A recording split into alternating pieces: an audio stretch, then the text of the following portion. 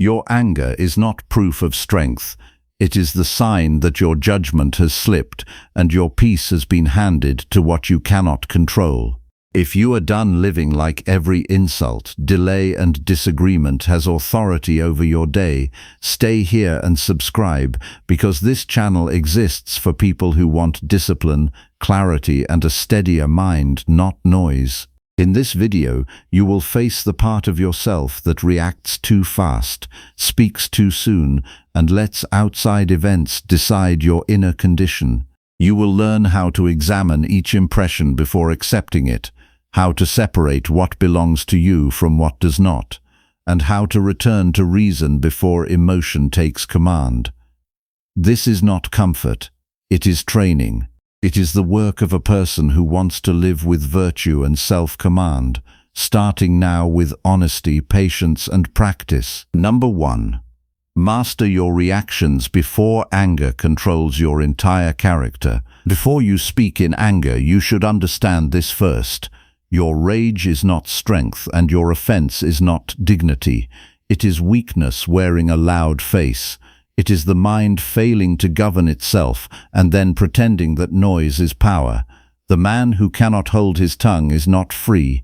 The man who needs to answer every insult has already given another person control over his peace. The man who feels wronged by every sharp word has made his own judgment fragile. This is where your work begins, not with the other person, not with their tone, not with their manners, with the part of you that rises too fast and thinks too little, with the part of you that reaches for conflict before reason has spoken, with the part of you that confuses reaction with character. You must learn this with complete honesty. What enters your mind is not always under your control. What stays there, what you approve, what you turn into action, that belongs to you. A harsh word can strike your ears. A rude face can meet your eyes. An unfair accusation can land in your direction. None of this has power unless you give it power through your judgment. The wound is not in the event. The wound begins when you say to yourself, "This must disturb me. This must insult me. This must be answered now." That sentence is the beginning of your slavery. The discipline of the mind begins when you refuse to hand over your inner life to the opinion of another person. So when anger rises in you, do not ask first, "How do I defeat this person?" Ask, "What in me has lost command?" That question is the beginning of wisdom. Anger always wants speed. It wants your mouth open before your mind is clear. It wants your body tense and your face set and your words sharpened like weapons.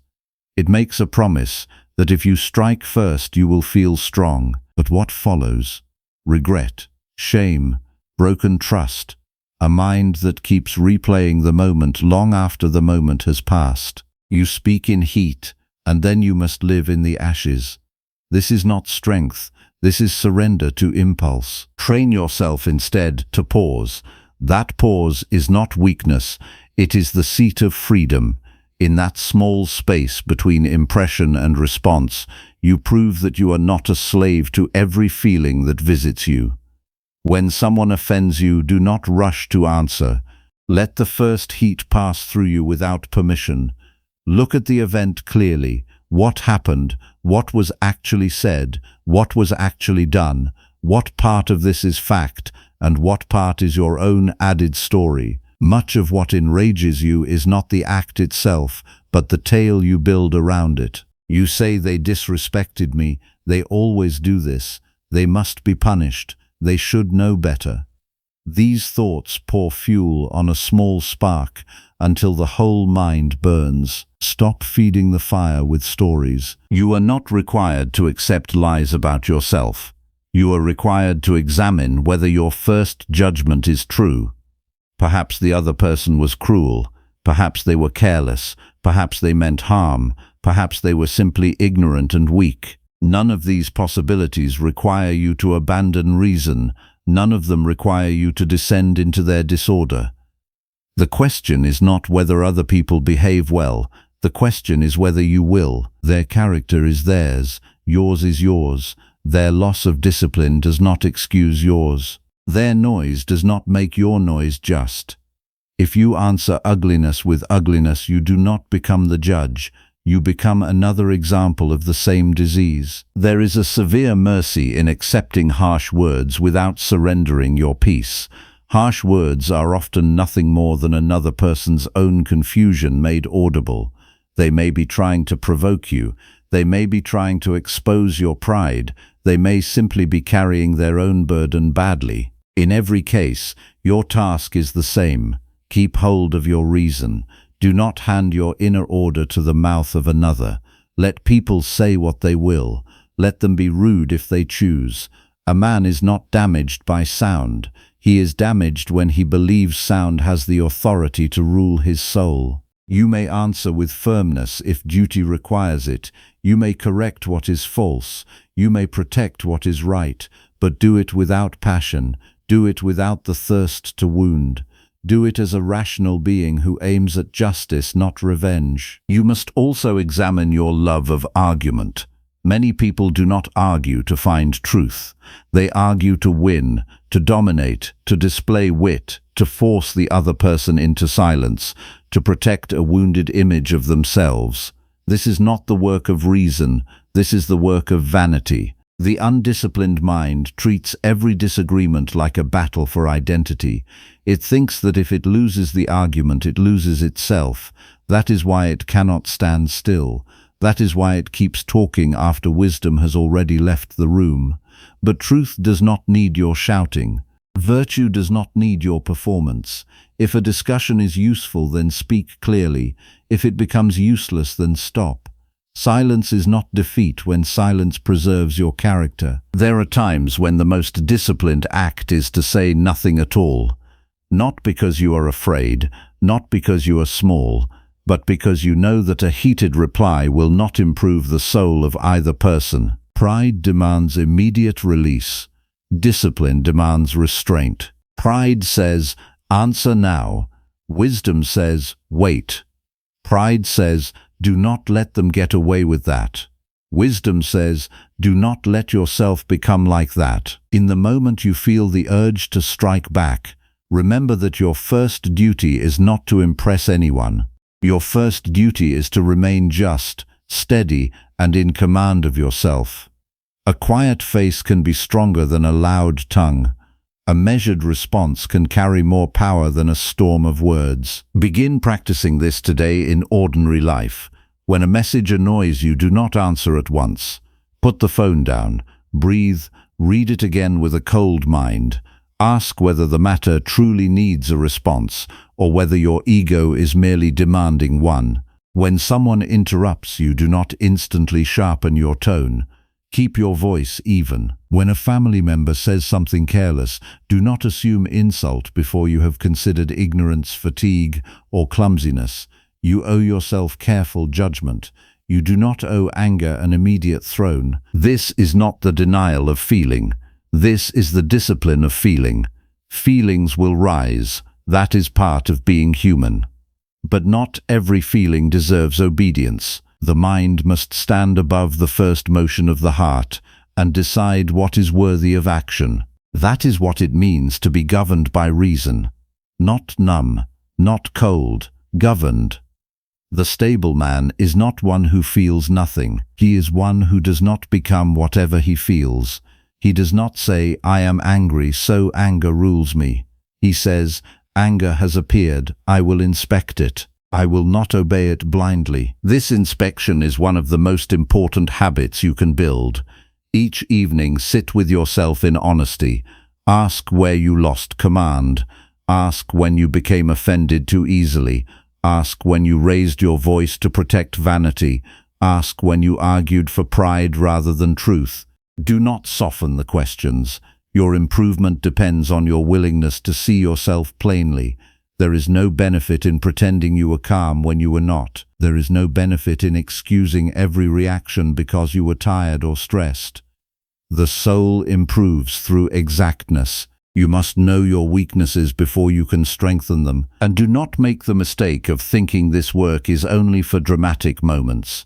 Your discipline is built in small daily scenes. The line at the store, the delayed reply, the careless remark. the slight pause before being understood. These are the places where your philosophy is tested. If you can remain steady there, you will be steadier when the larger trials come.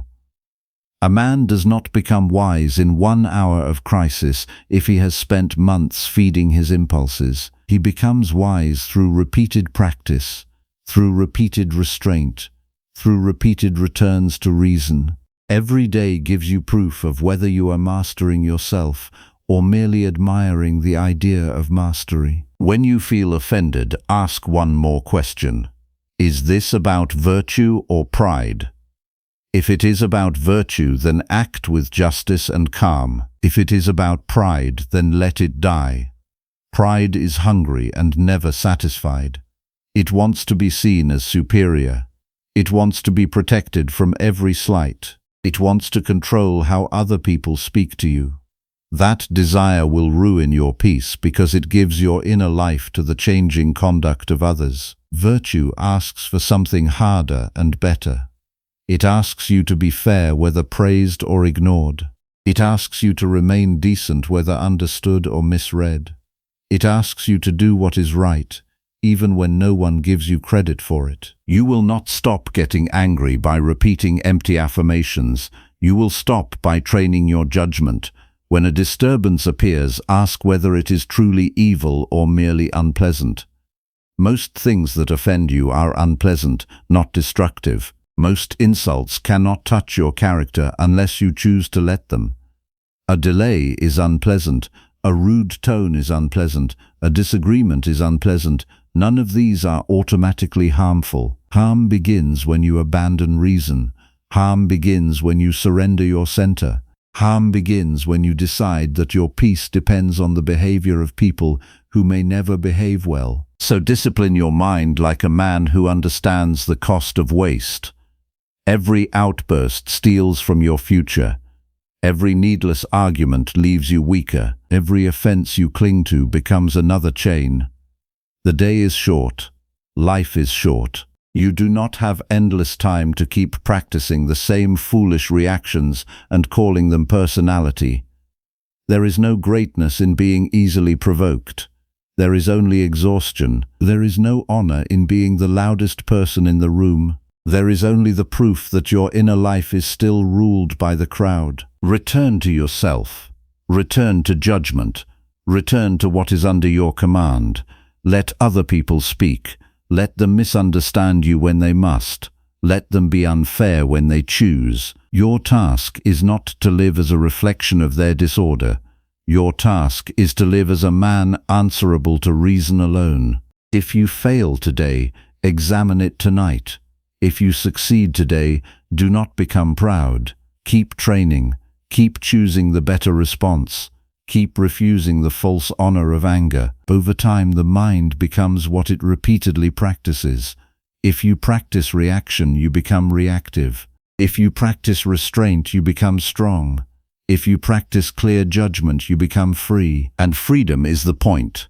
Not the freedom to do whatever impulse demands. That is bondage. Real freedom is this: the ability to face insult without collapse, disagreement without vanity, provocation without surrender, and pain without losing your dignity. That freedom is available now, but only to the person willing to work for it. No one can hand it to you. No one can argue you into it. No one can rescue you from your own habits. You must look at yourself, strip away the excuses, and begin again with seriousness. So when the next wave of anger comes, do not worship it. When the next argument calls your name, do not chase it. When the next offense tries to claim your attention, do not kneel before it. Stand still, think, judge, choose. That is where your power is. That is where your peace is. That is where your life begins to belong to you. Number 2.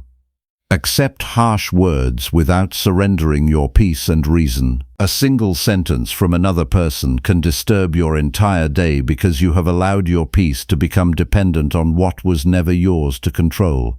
That is the truth you avoid each time you replay an insult in your mind. You say their words hurt you, but look more carefully. The sound entered your ears for a moment and disappeared. What remained was your judgment. What continued the suffering was your decision to carry the words long after they were spoken.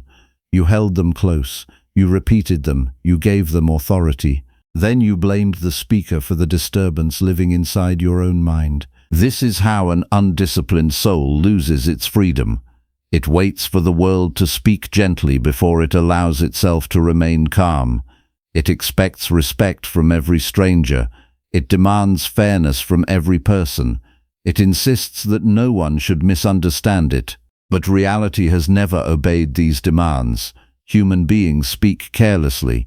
Some are driven by ignorance, some by pride, some by anger they have never examined, some by pain they do not know how to carry properly. You already know this from your own life. You have seen people speak harshly when tired. You have seen people become cruel when insecure. You have seen people project their own confusion onto others. Yet each time someone speaks sharply to you, you still react as though the world has violated a sacred agreement. No such agreement exists. The disciplined mind accepts this without bitterness. It understands that other people will behave according to their character and level of understanding. Some will speak with wisdom, others will speak with disorder. Your task is not to control their tongue. Your task is to govern your own judgment. That is where peace begins. Not in changing other people, not in winning every conversation, not in defending your pride at every opportunity. Peace begins when you stop expecting external behavior to determine the condition of your inner life. Look honestly at what happens inside you when someone insults you.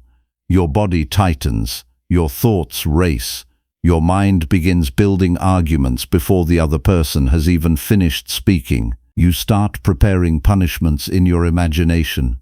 You replay old grievances. You search for sharper words.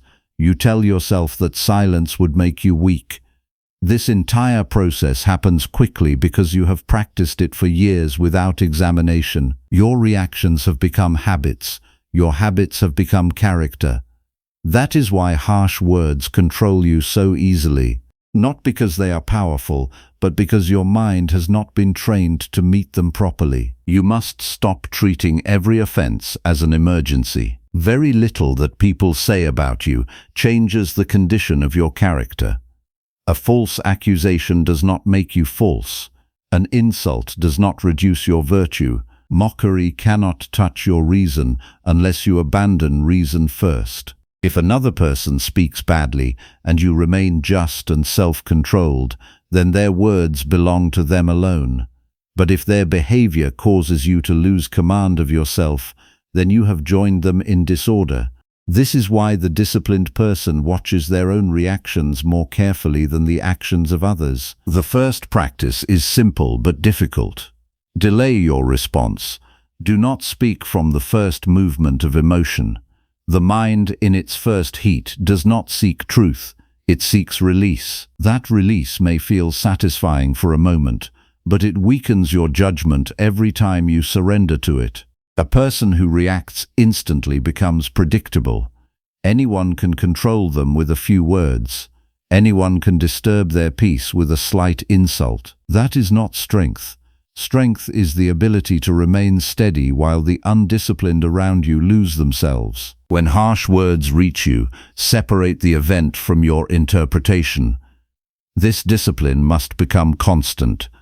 The event is only this: sound was made, air moved, a person expressed an opinion. Everything after that is your own addition.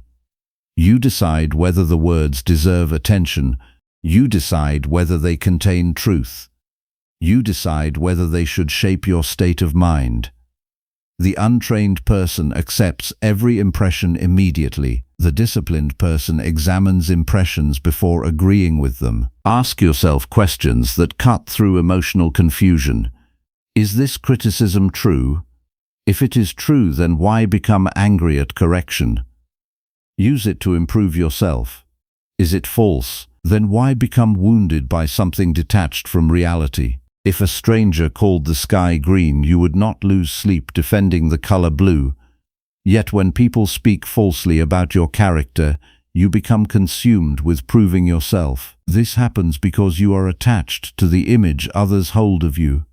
You want control over their thoughts, but their thoughts are not yours to govern. You waste enormous energy trying to manage opinions that were never under your authority. The disciplined mind releases this burden. It focuses instead on conduct. Speak honestly, act justly, fulfill your responsibilities, correct yourself daily, then allow others to think as they will. Their approval cannot improve your virtue, their rejection cannot destroy it. Once you understand this deeply, many conflicts lose their power over you. There is another truth you must face directly. Sometimes you are offended because you secretly believe you deserve special treatment. Pride hides behind wounded feelings. You expect patience from others while excusing your own impatience. You expect understanding while refusing to understand the weaknesses of those around you. But every person you meet struggles with ignorance in some form, including you. The disciplined person remembers their own flaws before condemning another too quickly. This does not mean accepting abuse without boundaries. Stoicism is not passive surrender. You may remove yourself from harmful situations. You may speak firmly when necessary. You may defend justice without hatred. But your actions must come from reason rather than wounded ego. There is a difference between calm firmness and emotional retaliation. One preserves dignity, the other destroys it. Notice how easily the mind invents suffering. A person makes a careless remark in the morning, and by evening you have carried it through every hour of the day. The speaker may have forgotten the entire exchange while you continue poisoning your own peace with repeated judgment. This is why self-examination matters. Without it, you become the source of your own disturbance while blaming others for the result. Each morning, prepare yourself properly. Before entering the day, remind yourself that you will meet impatience, arrogance, dishonesty, and selfishness. Not because the world is uniquely cruel, but because many people live without examining themselves. Expect this calmly. Preparation weakens surprise. When harsh behavior appears, you will recognize it as part of human life rather than a personal attack from the universe. Then your mind can remain clear. Tell yourself in the morning that your task is not to control how others behave. Your task is to meet every situation with justice, self-restraint, courage, and clear judgment. Carry this intention into conversations, carry it into work, carry it into family life, carry it into moments where your pride feels threatened. Virtue must become your aim rather than emotional victory. There are moments when silence is the highest form of discipline. Not silence from fear, silence from understanding. You begin to see that many arguments are battles between two wounded egos demanding recognition. Nothing useful emerges because neither person seeks truth. They seek superiority. The disciplined person recognizes when speech will only deepen disorder. In those moments, restraint is wisdom. Train yourself to endure small discomforts without complaint. This practice strengthens the mind against larger disturbances. Wait patiently in long lines. Accept inconvenience without immediate frustration. Listen fully before interrupting. Allow another person to misunderstand you temporarily without rushing to defend yourself. These small disciplines prepare you for greater tests. A mind that cannot endure minor irritation will collapse under serious difficulty. You must also stop feeding resentment in private. Many people remain outwardly calm while carrying endless inner arguments in their thoughts. They replay conversations repeatedly. They imagine revenge. They rehearse future confrontations. This is still slavery. Peace does not come from silent bitterness. It comes from releasing attachment to the offense itself. Once the event has passed, let it remain in the past.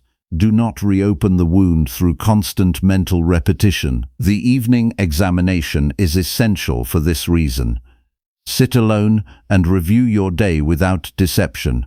Where did another person's words disturb your reason? Where did pride disguise itself as righteous anger? Where did you seek validation instead of virtue? Do not condemn yourself emotionally. Observe yourself honestly. The purpose is correction, not self-hatred. A person improves by seeing clearly what must change. You should understand that discipline of speech also matters greatly. Harsh people often create more harshness because their own language lacks restraint. Speak carefully, speak less, avoid exaggeration, avoid gossip, avoid sarcasm meant only to wound. The more disciplined your own speech becomes, the more stable your mind becomes. Disorder in language reflects disorder in thought. Your peace depends on what rules your judgments. If your happiness depends on praise, then criticism will destroy you. If your stability depends on comfort, then difficulty will terrify you. If your identity depends on public approval, then disagreement will feel unbearable. But if your aim is virtue alone, then external noise loses much of its power. You become harder to provoke because your center no longer rests in unstable things. Do not wait for a perfect environment to begin this work. The difficult people in your life are part of your training. The rude coworker tests your patience. The unfair criticism tests your attachment to reputation. The dismissive relative tests your self-command. Every interaction becomes an opportunity either to strengthen reason or surrender to impulse. Life is short enough already without wasting it on endless offense. Look back honestly at how much time anger has stolen from you. Hours of mental replay, damaged relationships, lost clarity, heavy sleep, bitter conversations. None of this improved your character. None of this brought lasting peace. Emotional reaction promises satisfaction but leaves exhaustion behind it. The disciplined person chooses differently. They understand that inner freedom requires constant practice. They know calmness is not natural without training. They know peace is built through repeated acts of self-command.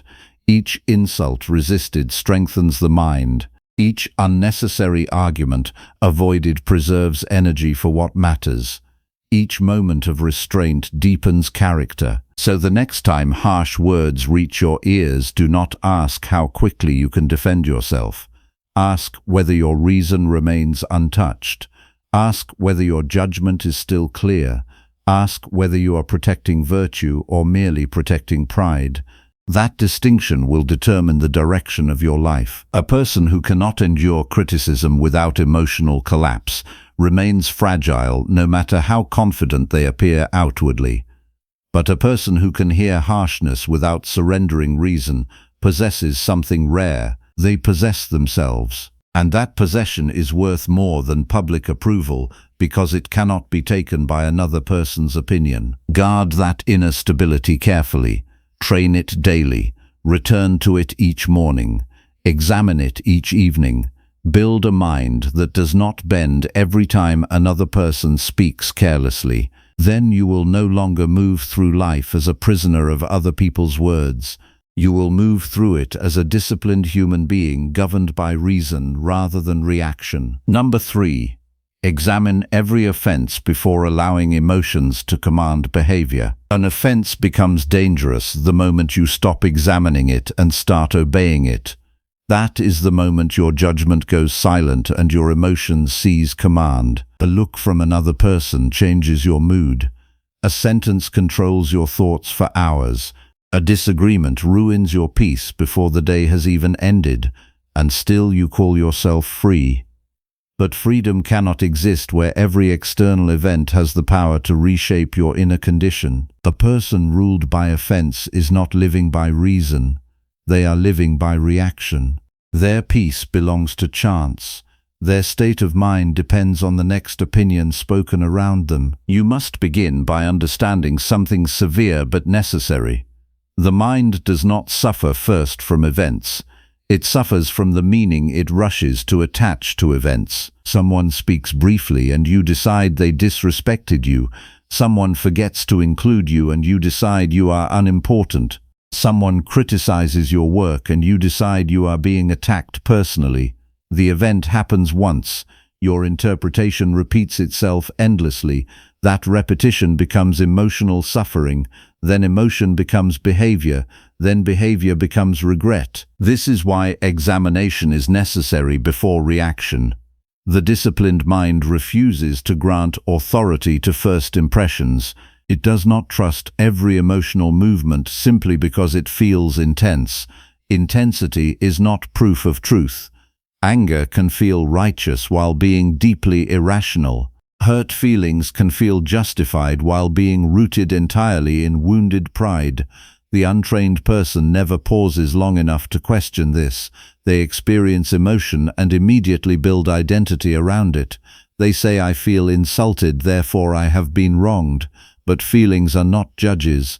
They are signals requiring examination. You have spent years practicing the opposite.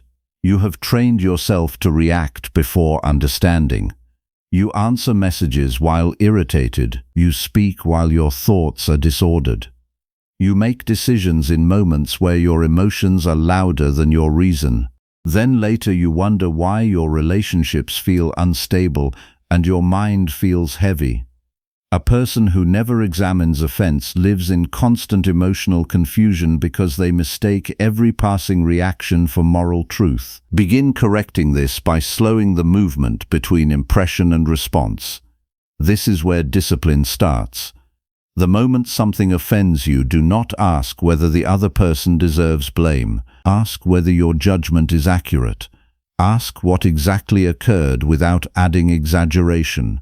Ask whether your emotional reaction reflects reality or merely habit. Many offenses disappear the moment they are examined carefully because they were built from assumption rather than fact. You should notice how quickly the mind creates stories around simple events. Someone speaks with a cold tone, and immediately your thoughts say they do not respect me. Someone disagrees with your opinion, and your pride interprets disagreement as humiliation. Someone fails to acknowledge your effort, and your mind begins constructing bitterness. None of these judgments arrive through careful reasoning. They arrive automatically because your attention has never been trained properly. The disciplined person trains attention with seriousness because attention shapes character. What you repeatedly focus on becomes the atmosphere of your inner life. If you constantly search for offense, you will find it everywhere. You will enter conversations already prepared to feel attacked. You will interpret ordinary human imperfection as deliberate hostility. Then your days become filled with emotional exhaustion created largely by your own unchecked interpretations. This is why morning discipline matters. Before facing the world, prepare your mind for human weakness. Remind yourself that people will sometimes act impatiently. Some will speak without thinking. Some will misunderstand you entirely. Some will behave according to their own fears and frustrations rather than reason. Expecting perfect conduct from imperfect people guarantees daily disappointment, but expecting human weakness allows you to remain steady when it appears. Your task each morning is not to demand a peaceful world. Your task is to build a mind capable of meeting disorder without becoming disordered itself. Carry this intention consciously into the day. When difficulty appears, remind yourself that your judgment still belongs to you.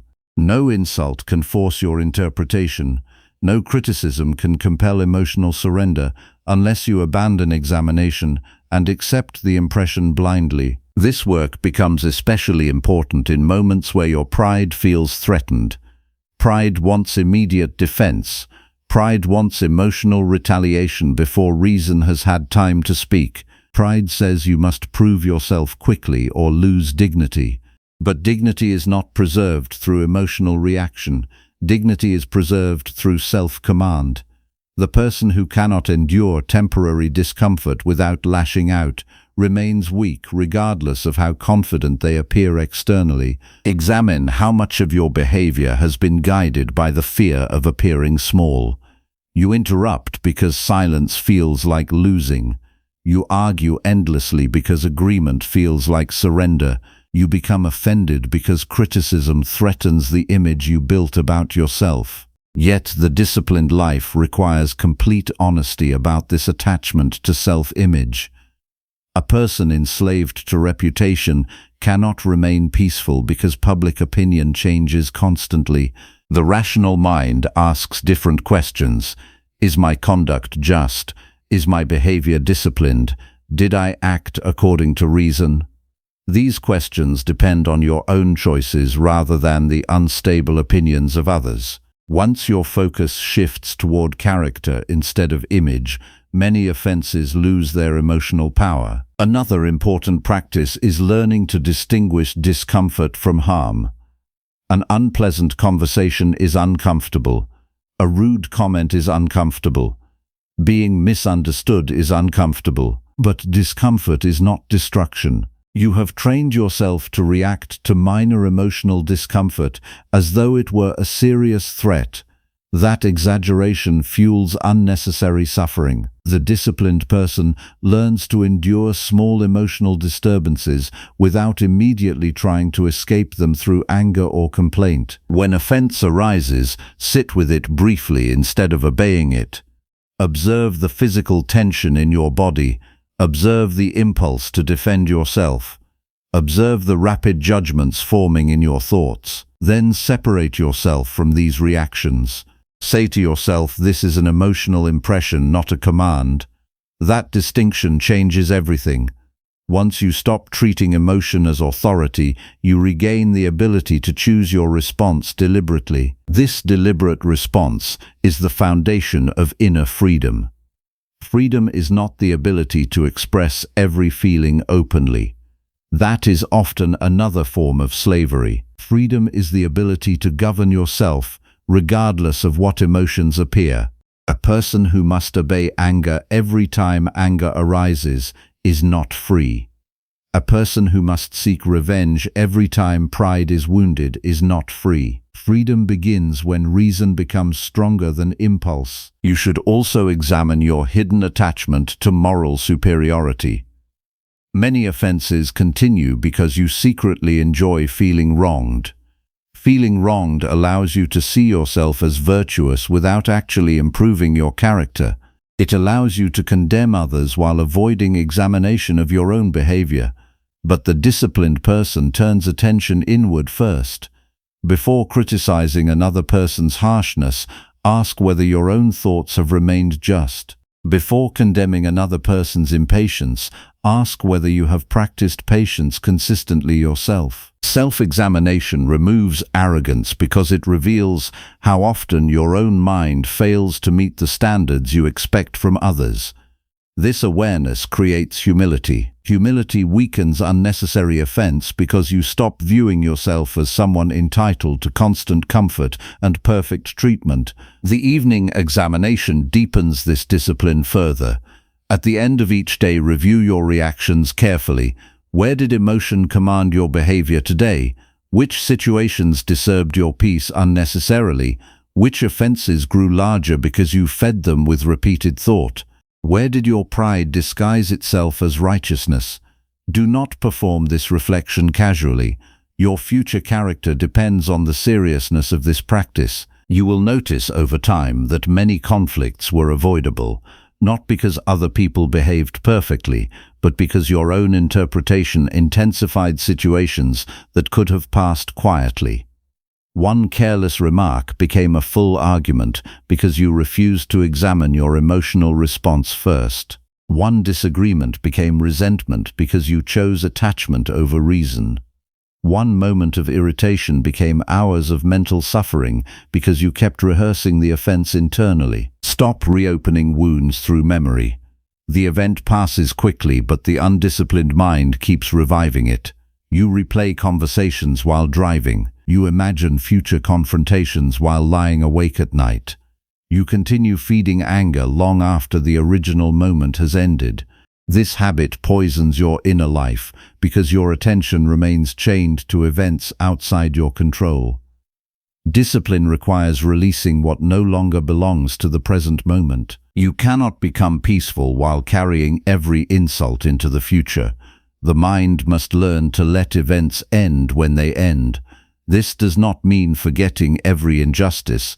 It means refusing to surrender your entire inner condition to things already finished. Learn from events when necessary, then return your attention to your own conduct. The world will continue presenting opportunities for offense. This cannot be avoided, but each offense also becomes an opportunity to strengthen reason. Every difficult interaction allows you to practice patience. Every criticism allows you to practice humility. Every misunderstanding allows you to practice self-command. The disciplined person uses life itself as training rather than demanding comfort before beginning the work of self-governance. Remember this clearly. Emotional reaction feels natural because you have practiced it repeatedly. Discipline feels difficult because you have neglected it. But repeated examination slowly changes the structure of the mind. You become less impulsive because you stop believing every thought immediately. You become calmer because you stop interpreting discomfort as danger.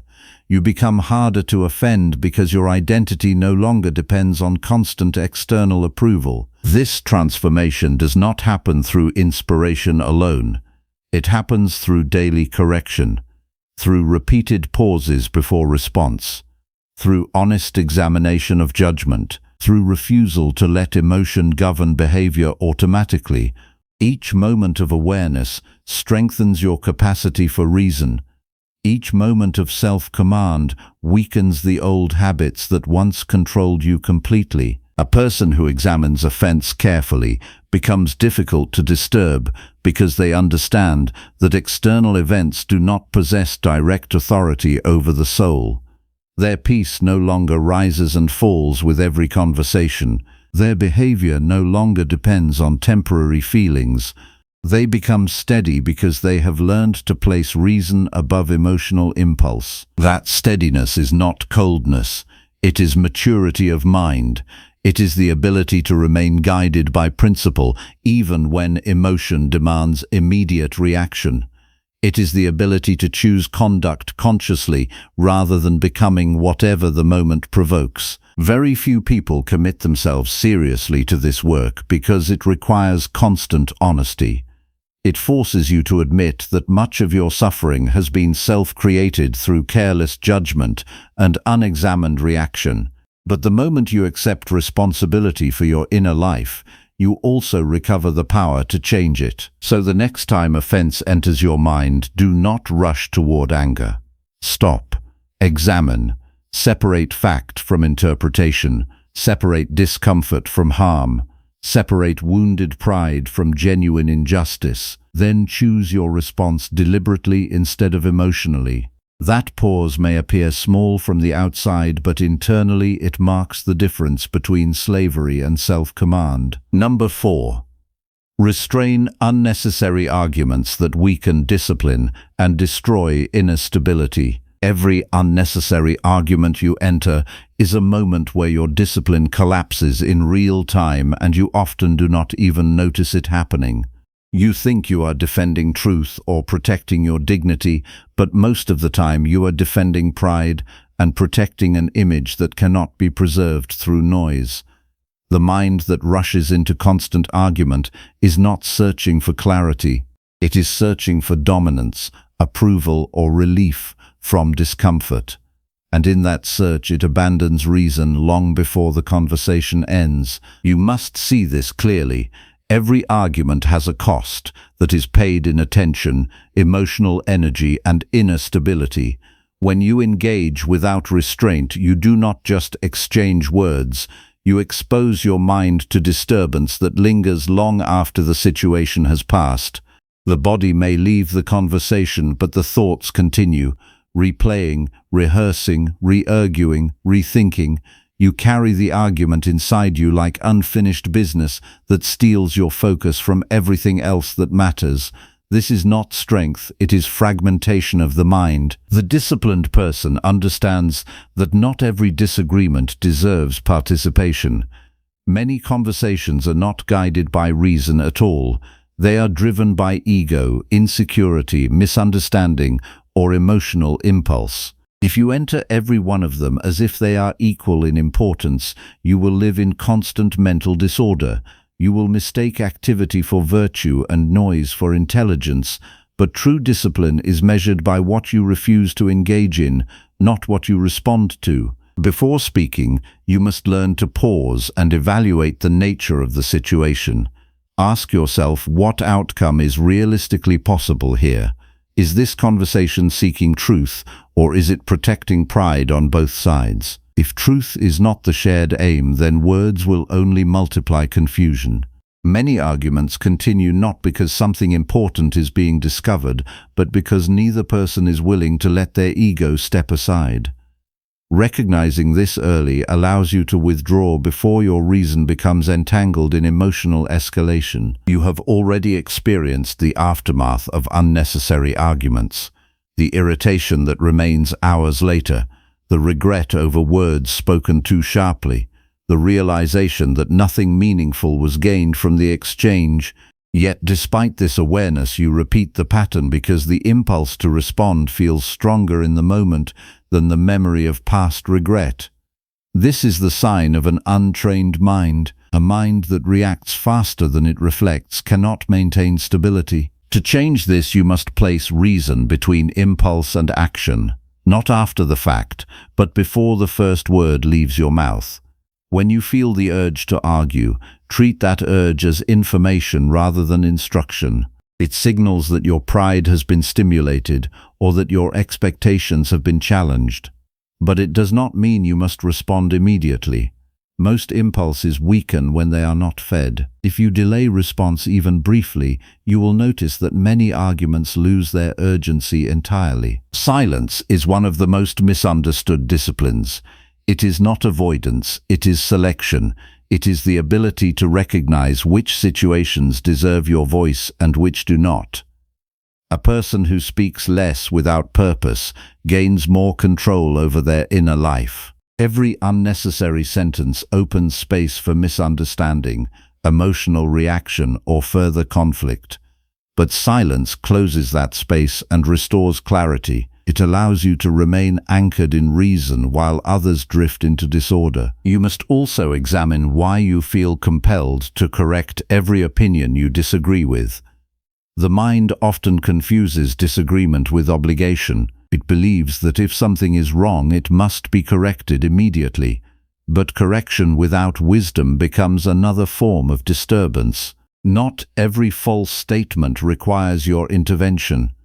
Not every mistaken opinion requires your correction. Sometimes allowing others to remain in their view is the more disciplined choice, especially when the cost of engagement is your own peace. Your stability is not strengthened by winning arguments.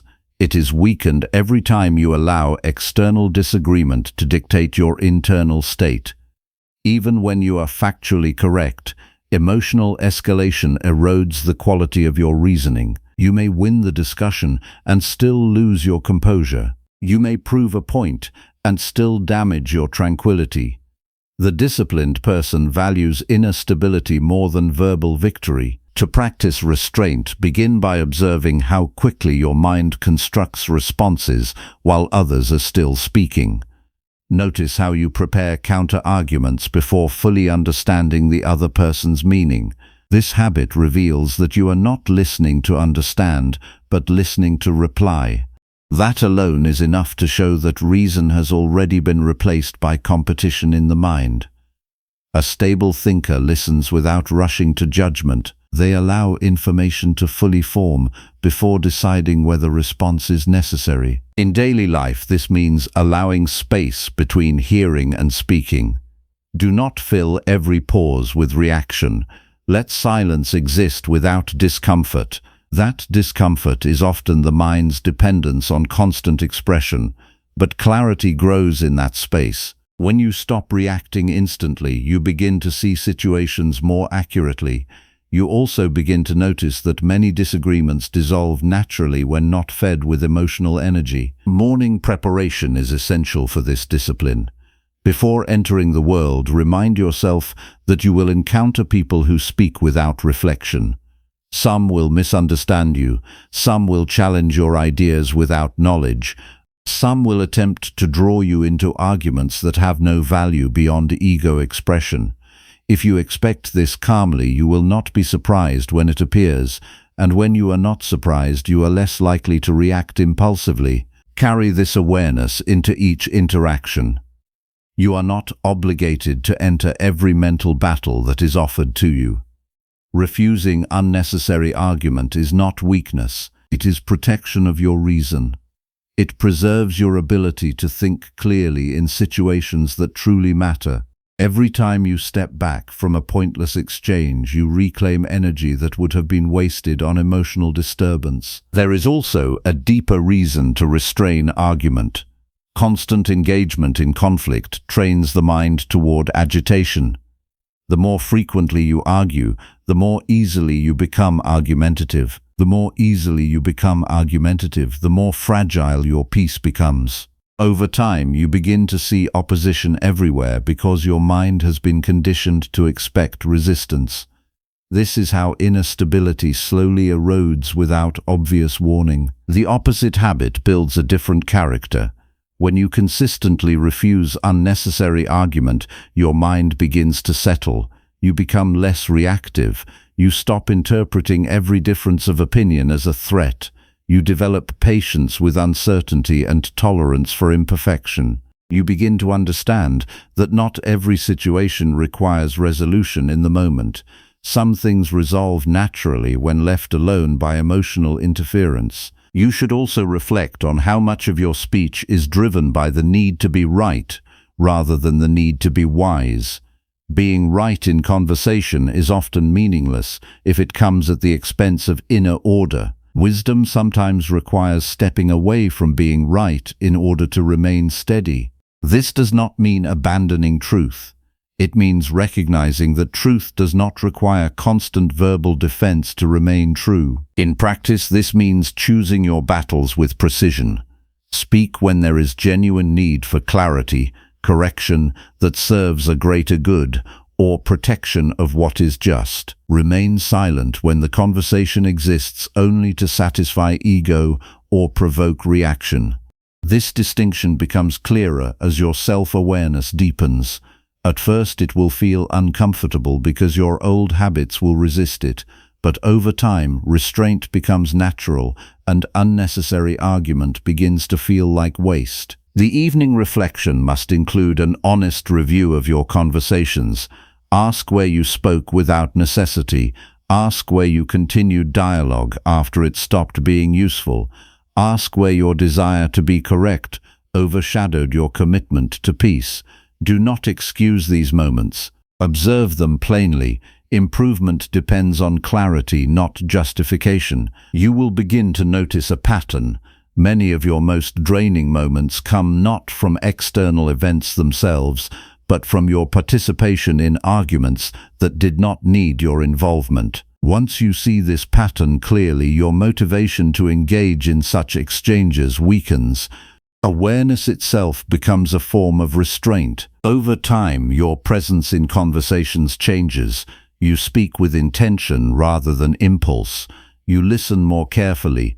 You respond less frequently but more accurately. Your words carry more weight because they are no longer diluted by unnecessary noise.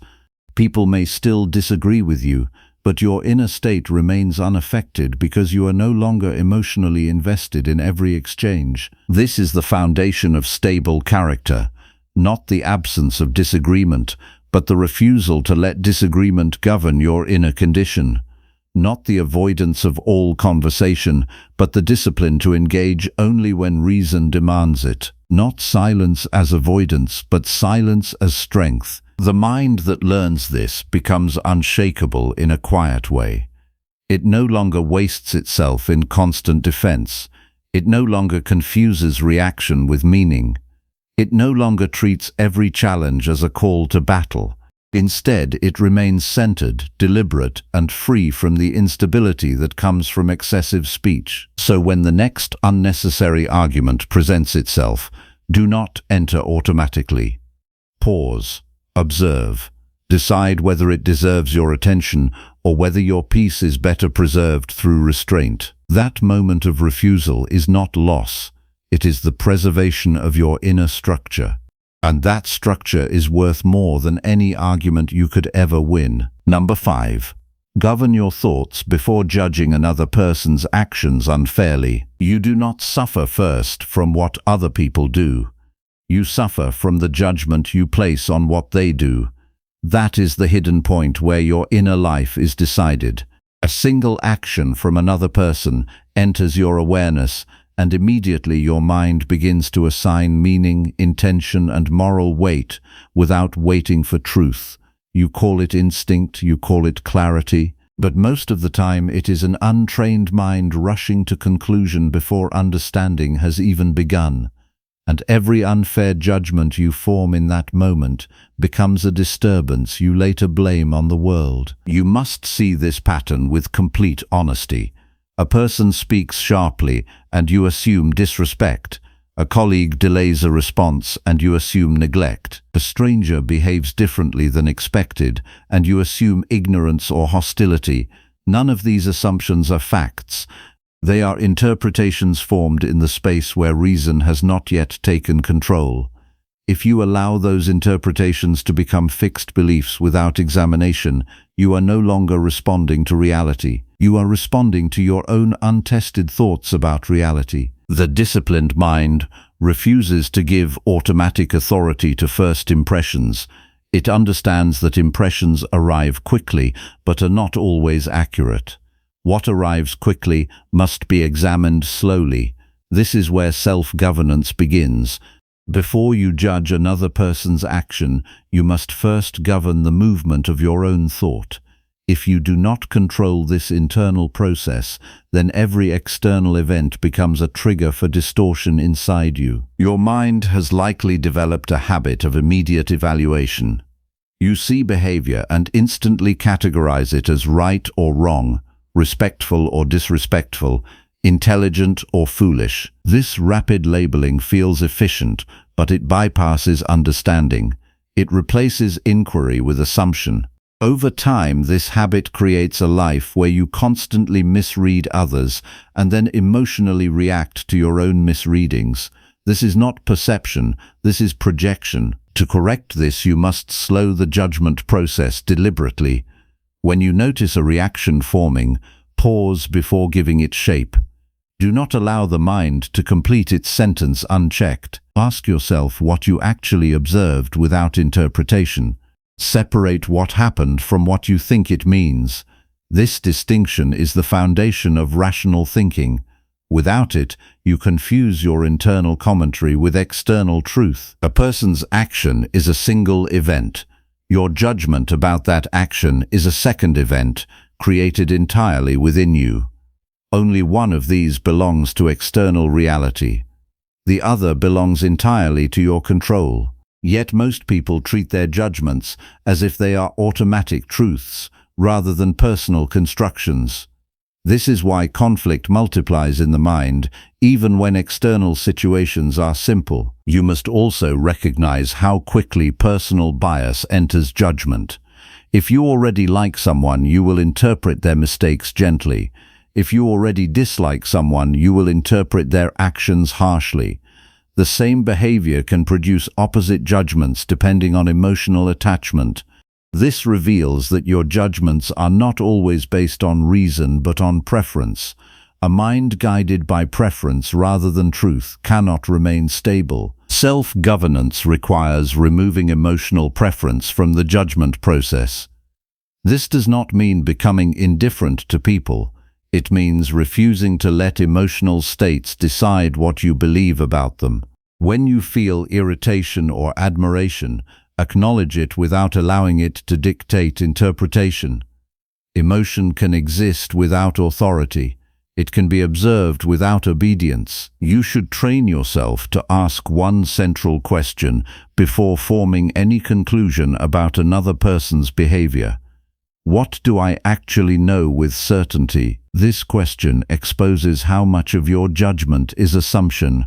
Often you will realize that you know far less than your initial reaction suggested. A delayed response might have a simple explanation. A harsh tone might come from stress unrelated to you. A confusing action might be the result of ignorance rather than intention. When you admit uncertainty, your emotional intensity naturally decreases. The unexamined mind prefers certainty even when it is false. It feels uncomfortable not knowing the full truth, so it fills the gap with assumptions. But false certainty leads directly to unfair judgment, and unfair judgment leads to unnecessary resentment. The disciplined mind tolerates uncertainty long enough to understand reality properly. It does not rush to conclusions simply to relieve discomfort. You must also observe how judging others quickly strengthens the habit of internal disorder. Every time you form an unfair judgment, you reinforce a pattern of impulsive thinking. This pattern does not remain limited to others. It eventually turns inward. You begin judging yourself with the same speed and lack of clarity. You become harsh, inconsistent, and reactive in your own self-evaluation. The inability to govern judgment externally becomes an inability to govern judgment internally. Morning discipline is where this correction begins. Before engaging with others, remind yourself that you will encounter actions you do not fully understand. Some will appear careless, some will appear unfair, some will appear confusing. Your task is not to immediately label them. Your task is to remain steady enough to examine them properly. Enter the day prepared to withhold judgment until reason has had time to observe fully. As the day unfolds, practice delaying interpretation. When something happens that provokes immediate judgment, do not finalize your conclusion. Hold it in suspension. Let it remain open. This small act of restraint prevents many false beliefs from forming. It allows truth to emerge instead of assumption dominating early. You will notice that most emotional disturbances arise not from events themselves, but from premature conclusions about those events. A situation that remains neutral becomes painful only after you assign meaning to it. This means you are constantly participating in the creation of your own disturbance, not intentionally, but habitually. And habits can be changed through repeated correction. The disciplined person becomes careful with language inside the mind. Instead of saying this person is disrespectful, they say I have observed an action I do not yet understand. Instead of saying this person is careless, they say I have seen a result that appears incomplete. This shift may seem small, but it completely changes emotional outcome. One version closes thought and produces anger. The other keeps thought open and allows understanding. You must also learn to distinguish between appearance and intention. What you see is behavior. What you assume is intention. Most unfair judgments occur when intention is guessed without evidence. The mind prefers to assign motives because it gives a sense of control. But control based on imagination is false control. It creates emotional reactions that are disconnected from reality. When you feel the urge to judge another person harshly, redirect attention back to your own mental process. Ask what in you is reacting so strongly. Often it is not the action itself, but what it represents to your expectations. Someone behaves differently than you would, and your mind interprets that difference as a challenge to your way of thinking. But difference is not hostility. Difference is simply variation in human behavior. A stable mind does not demand that others behave according to its preferences. It adjusts its expectations to the reality of human imperfection. This adjustment removes much unnecessary judgment. When you stop expecting perfect alignment with your standards, You reduce the emotional friction that produces unfair evaluation. You should also examine the subtle pleasure that can arise from judging others. The mind sometimes finds comfort in elevating itself through criticism. By judging others quickly, it creates a temporary sense of superiority, but this is a distortion of reason. It replaces understanding with comparison, and comparison always destabilizes the mind because it depends on external variables you cannot control. Real strength comes from focusing judgment inward first. Before evaluating others, evaluate your own thinking process. Ask whether your interpretation is fair. Ask whether you have enough information. Ask whether your emotion is influencing your conclusion. This internal discipline prevents external misjudgment from becoming habitual. In the evening, review your judgments from the day. Identify moments where you formed conclusions too quickly. Observe where you assumed intention without evidence. Notice where emotion guided interpretation instead of reason. Do not judge yourself harshly for these moments. Simply see them clearly. Clarity is correction. Over time, this practice reshapes the structure of your thinking. You begin to notice that many situations you once judged strongly are actually neutral until you assign meaning to them. You begin to feel less reactive because you are no longer feeding automatic conclusions. Your mind becomes slower in judgment, but more accurate. And accuracy produces stability. This stability is not detachment from life. It is clearer participation in life. You still observe actions, you still respond when necessary, but you no longer rush into emotional conclusions that distort perception. You act from understanding rather than assumption. This is what it means to govern thought before judging action. Eventually, you reach a point where external behavior loses its power to disturb your inner state so easily. Not because the world has changed, but because your interpretation has become disciplined. You no longer confuse what is seen with what is assumed. You no longer confuse impression with truth. You no longer allow emotion to finalize judgment before reason has spoken. This is the foundation of inner freedom, not the absence of judgment, but the mastery of it. Not the refusal to observe others, but the refusal to misinterpret them. Not emotional suppression, but rational clarity. When your judgments are governed, your reactions become stable. And when your reactions are stable, your life becomes less controlled by misunderstanding and more guided by reason alone. Number 6. Practice silence whenever pride demands immediate emotional retaliation today. The moment you feel the urge to respond instantly in anger is the exact moment your discipline is being tested, not by another person, but by your own mind. In that instant, you are not dealing with the world. You are dealing with your impulse to surrender reason. Pride rises quickly and demands expression as if silence would erase your dignity. But what you call dignity in that moment is often nothing more than emotional pressure seeking release. If you obey it immediately, you are not defending yourself. You are exposing how easily your inner state can be taken over. You must understand what pride actually does to perception. It narrows attention. It accelerates thought. It removes reflection. It tells you that silence is weakness and that immediate response is strength. But this is a distortion of judgment. A mind governed by pride reacts faster than it understands, and anything that reacts without understanding is not in command of itself. It is being commanded by internal tension. That is why Stoic discipline begins exactly here, in the refusal to speak before reason has finished its examination. Silence is not absence of thought. Silence is the space in which thought becomes accurate.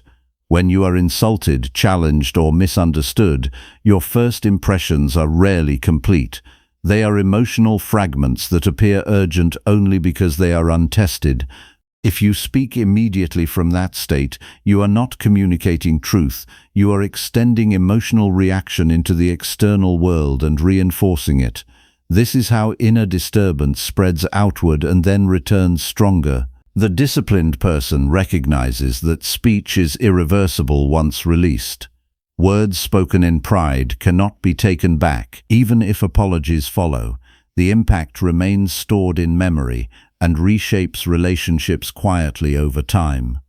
That is why restraint is not simply a moral choice. It is a rational safeguard. Every unnecessary word spoken in emotional retaliation becomes a future burden you must later manage. When pride demands immediate response, it is not asking you to be just. It is asking you to protect an image of yourself that feels threatened. That image is fragile because it depends on external validation. If someone challenges it, you feel compelled to restore balance quickly. But inner stability cannot depend on immediate restoration of external perception. A person governed by reason does not rush to repair every disturbance in how they are seen. They focus instead on how they act. You must train yourself to recognize the gap between impulse and action. That gap is where freedom exists. In that space you decide whether you are ruled by emotion or guided by reason. Without that pause, you are not choosing your behavior. You are being pushed into it. Pride compresses that gap until it disappears. Discipline expands it again through conscious practice. Begin by observing what happens inside you physically when you are about to react. There is tension in the chest, a tightening in the jaw, a quickness in thought that feels urgent. These signals are not commands. They are indicators that emotion has risen above reflection. Instead of following them outward, direct attention inward. Do not speak. Do not type. Do not respond. Simply hold awareness of the impulse without acting on it. This alone begins to weaken its control. Silence in that moment is an act of governance over the mind. It is not avoidance. It is refusal to let unexamined emotion dictate action. Each time you choose silence over immediate retaliation, you restore a small portion of rational authority. Each time you speak too quickly, you strengthen the habit of impulsive reaction. Character is built through these repeated decisions, not through isolated moments of reflection. You should also understand that many situations which provoke immediate prideful response are not as urgent as they feel.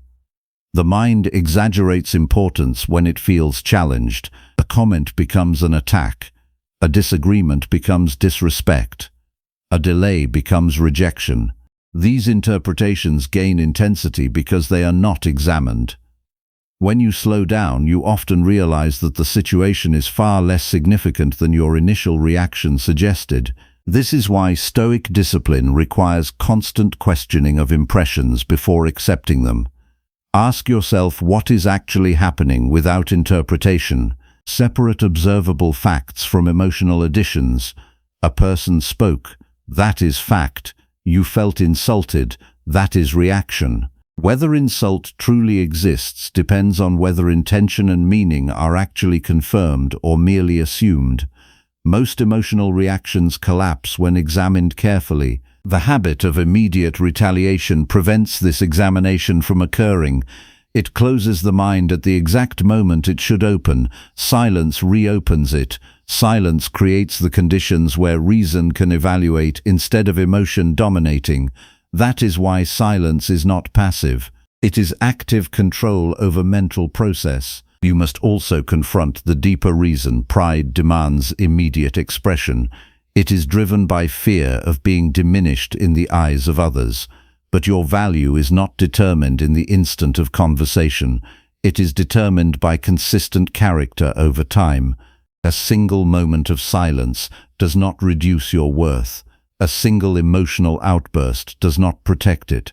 Only sustained discipline shapes true stability. When you feel the pressure to respond, remind yourself that you are not obligated to resolve every discomfort immediately.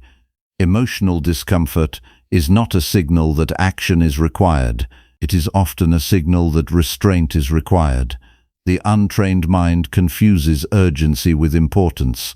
The disciplined mind separates the two. In daily life, this means allowing conversations to remain unfinished without forcing closure through emotional speech. It means resisting the urge to correct every misunderstanding immediately. It means tolerating temporary imbalance in perception rather than destroying your peace to restore it too quickly. Not everything must be settled in the moment. Many things settle naturally when left free from emotional interference. Morning preparation strengthens this capacity. Before interacting with others, remind yourself that you will encounter moments that trigger pride.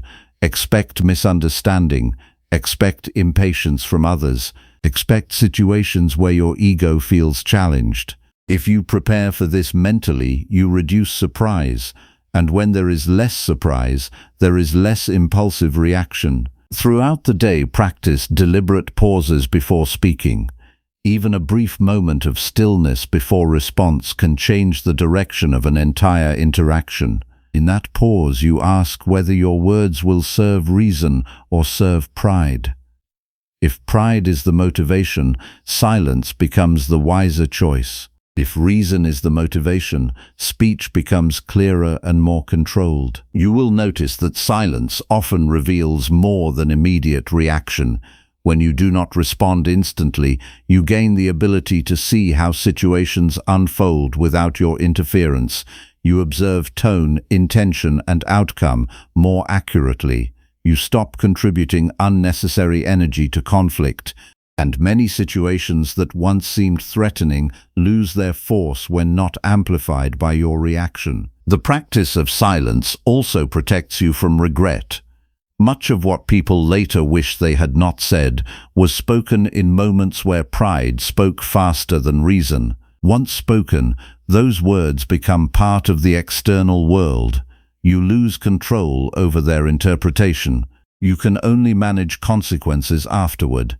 But silence preserves control entirely by preventing unnecessary consequences from forming. Over time, this discipline reshapes your identity.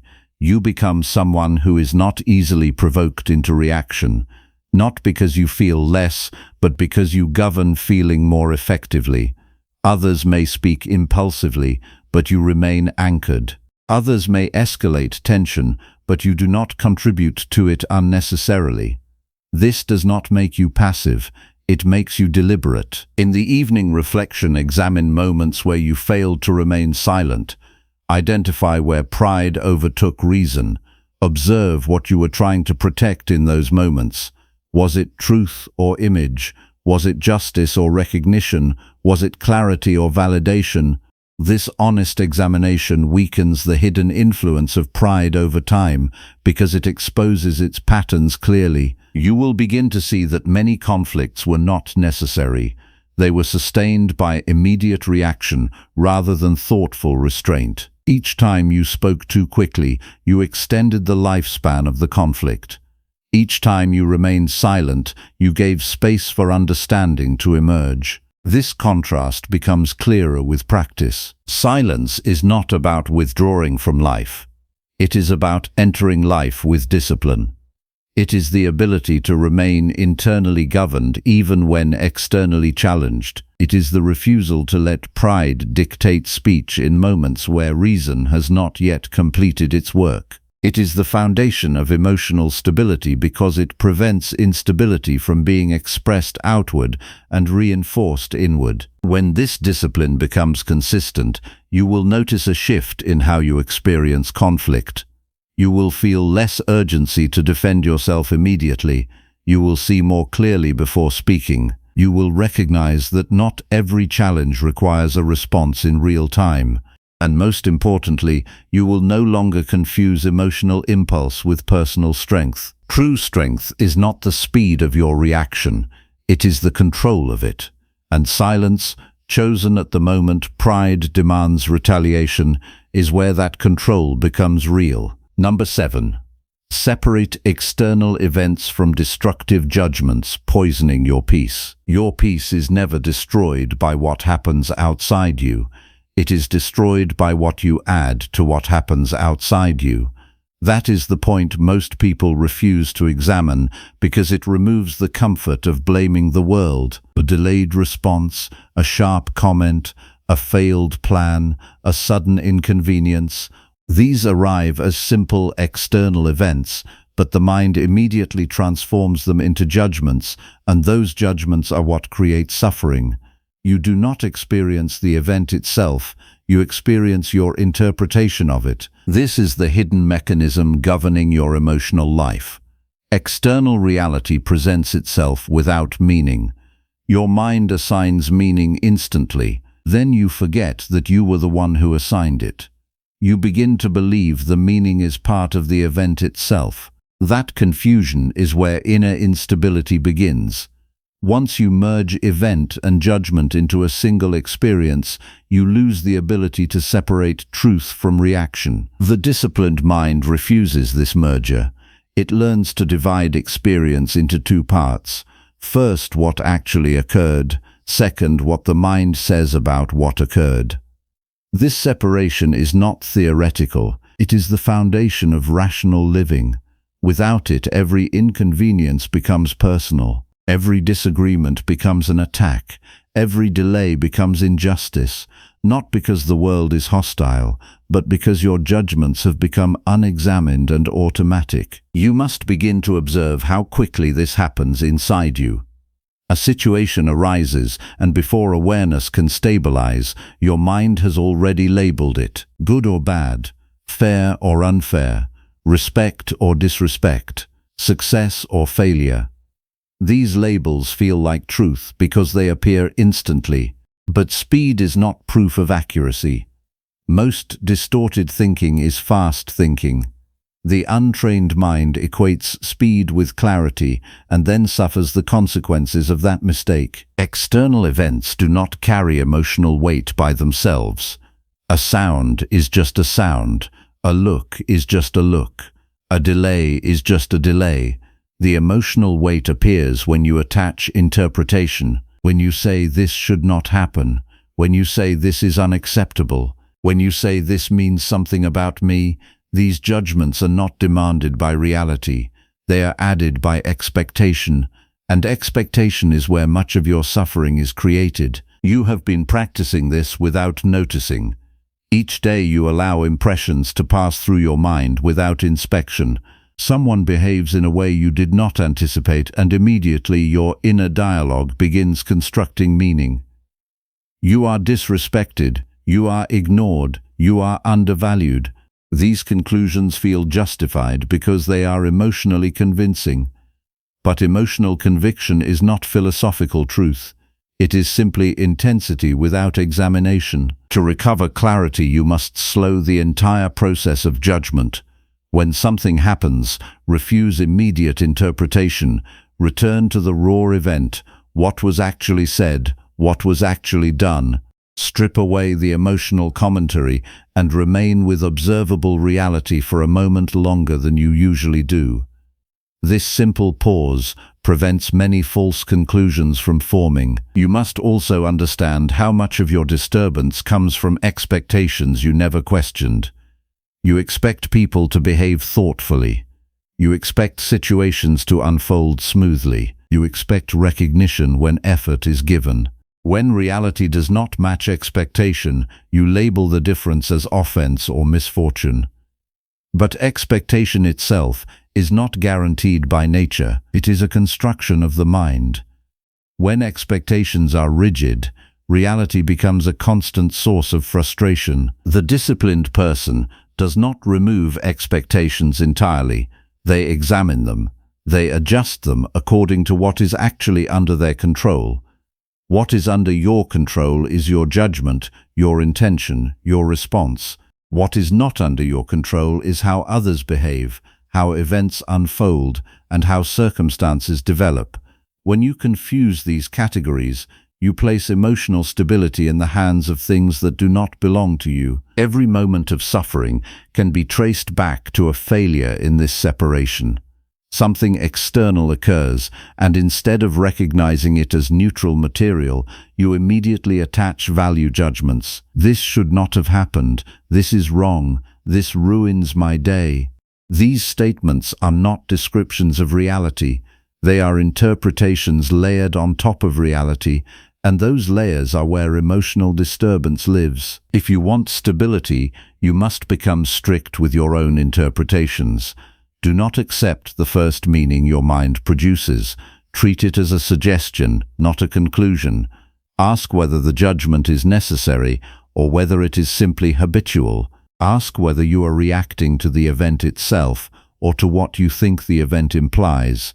This questioning interrupts automatic suffering. You will notice that many events lose their emotional intensity when examined carefully.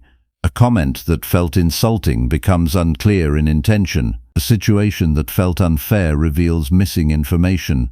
A delay that felt personal becomes ordinary circumstances. This is not denial of reality. It is correction of distorted interpretation. Reality often becomes less threatening when it is seen without emotional distortion. You should also observe how often you personalize external events.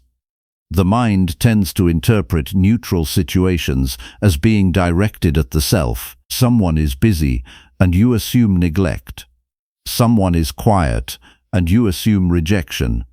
Someone disagrees, and you assume invalidation. This constant personalization turns the entire external world into a reflection of your emotional state rather than an independent reality. To break this habit, you must repeatedly return to the distinction between external events and internal judgments. External events are simply occurrences. Internal judgments are your responsibility. If your peace depends on changing external events before correcting internal judgment, then your peace will never be stable. But if your attention focuses on refining judgment first, then external chaos loses much of its power over you. Each morning, prepare your mind for exposure to unpredictable behavior.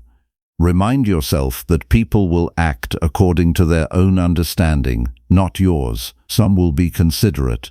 Some will be careless. Some will be distracted. Some will be driven by emotions they have not examined.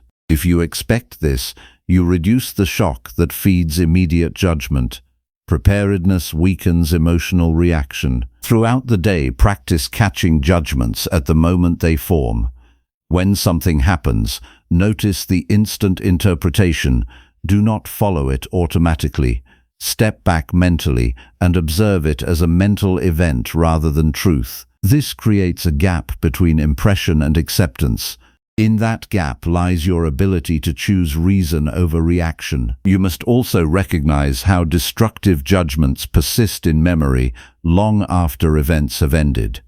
The external situation disappears quickly, but the internal commentary continues. You replay conversations, you revisit mistakes, you reconstruct offenses. This mental repetition is not analysis. It is attachment to judgment, and that attachment is what keeps emotional disturbance alive long after reality has moved on. To end this cycle, you must learn to let events remain in the past without continued reinterpretation. Once examined, release them. Do not keep reopening them in thought. Each reopening is a new act of judgment, not a return to truth. The disciplined mind understands that reflection has purpose, but repetition without purpose is mental disturbance disguised as thinking. You should also examine the role of identity in judgment. Many emotional reactions are intensified because the mind believes external events define personal worth. A mistake becomes evidence of failure. A criticism becomes evidence of inadequacy. A misunderstanding becomes evidence of rejection. But none of these external events determine your character unless you allow them to define your interpretation of yourself. Your character is determined by your actions and judgments, not by external reactions to you. When you separate identity from external evaluation, many emotional disturbances lose their foundation. You stop treating every event as a verdict on your worth. You begin treating events as material for practice in reasoned response. The more consistently you apply this separation, the more stable your inner life becomes. External events continue to occur as they always have, but they no longer automatically transform into emotional suffering. There is a pause between event and judgment, and in that pause, reason becomes active again. Over time, this practice reshapes your entire experience of life. You begin to see that much of what once disturbed you was never part of reality itself, but part of your interpretation of reality. You stop reacting to imagined meanings and start responding to actual situations. Your mind becomes less reactive and more observational, less judgmental and more analytical, less unstable and more grounded. Even in difficult situations, you maintain clarity because you no longer confuse circumstance with meaning. You can face delay without interpreting it as injustice. You can face criticism without interpreting it as identity damage. You can face disagreement without interpreting it as hostility. Each external event is met with examination rather than immediate emotional conclusion. This is how peace is preserved. Not by controlling the world, but by controlling the judgment placed upon the world. Not by preventing events, but by preventing distortion. Not by demanding external stability, but by cultivating internal clarity. When you consistently separate external events from destructive judgments, you recover authority over your own mind. You stop being carried by emotional interpretation and begin standing in rational awareness. And in that awareness, even difficult moments become manageable because they are no longer inflated by unexamined meaning. Number 8. Strengthen rational thinking through daily self-examination and honest reflection. You do not become rational by thinking about reason once in a while. You become rational by confronting yourself every single day without excuses, without distortion, and without hiding from what your mind actually did when no one was watching. Most people believe they are guided by logic because they can speak clearly when calm, but real character is revealed in how the mind behaves under pressure, in irritation, in disappointment, and in moments where ego is touched. Without daily examination, those moments pass uncorrected, and what remains is a life shaped by reactions you never questioned. Your suffering does not begin in the outside world. It begins in the unexamined thoughts you accept without challenge. A judgment appears, and instead of inspecting it, you follow it. An emotion rises, and instead of questioning it, you obey it. A complaint forms, and instead of testing its accuracy, you repeat it. Over time, this becomes a pattern where your inner life runs on automatic interpretation rather than deliberate reasoning. You are not choosing your responses, you are repeating them. Daily self-examination interrupts this unconscious pattern. It forces the mind to slow down and witness itself with honesty. Without this practice, you accumulate days of uncorrected thinking, and those uncorrected thoughts become your character. A mind that is never reviewed becomes unreliable because it begins to trust every impression as if it were truth. But impressions are only the raw material of thought. They are not yet wisdom. They require refinement through reflection. You must begin to treat your own mind as something that requires supervision. Not with harshness, but with clarity. At the end of each day, do not ask only what happened to you. Ask how you responded internally to what happened. Did you interpret events fairly, or did you distort them through emotion? Did you act from reason or from impulse? Did you remain steady, or did you surrender to irritation, pride, or fear? These questions are not meant to shame you. They are meant to expose the structure of your thinking so it can be corrected. Without this examination, you repeat the same internal errors indefinitely. You react to situations in familiar ways because you never interrupted the cycle. You justify your reactions because you never questioned them. You assume your judgments are accurate because you never tested them against reason. This is how the mind becomes rigid. Not through lack of intelligence, but through lack of reflection. The disciplined life begins when you stop treating your thoughts as trustworthy by default. Every thought must be reviewed before it is accepted as guidance, especially the thoughts that arrive quickly and emotionally charged. Anger feels convincing in the moment. Frustration feels justified. Complaint feels reasonable, but none of these states guarantee accuracy. They only guarantee intensity. And intensity without examination leads to distorted understanding. To strengthen rational thinking, you must develop the habit of reviewing your mental responses with the same seriousness you would use to review your actions in the external world. If you made a mistake in behavior, you would likely correct it. But if you make a mistake in judgment and never examine it, the error continues silently. That is why reflection is more important than reaction. Reaction ends in the moment. Reflection shapes the future. Begin your morning with a simple recognition that your mind will encounter impressions throughout the day that are not immediately trustworthy. You will see situations that feel offensive but are not necessarily harmful. You will hear words that feel personal but are not necessarily directed with intent. You will experience events that feel significant but may actually be neutral. If you remind yourself of this before the day begins, you weaken the power of automatic interpretation. Then move through the day with the awareness that your mind is constantly producing judgments. Some accurate, many incomplete, some distorted. Your task is not to stop thoughts from arising. That is not within your control. Your task is to prevent unexamined thoughts from becoming decisions. Between thought and action there must be reflection. Without that pause, reason is bypassed entirely. At night, sit with your mind in full honesty. Review moments where you were disturbed. Do not excuse them. Do not exaggerate them. Simply observe them. Ask what judgment you formed in that moment. Ask whether that judgment was based on fact or assumption. Ask whether your response aligned with reason or emotional impulse. This process is uncomfortable at first because it removes the comfort of self-deception. But discomfort is not harm. It is the feeling of correction taking place. You will begin to notice patterns in your thinking.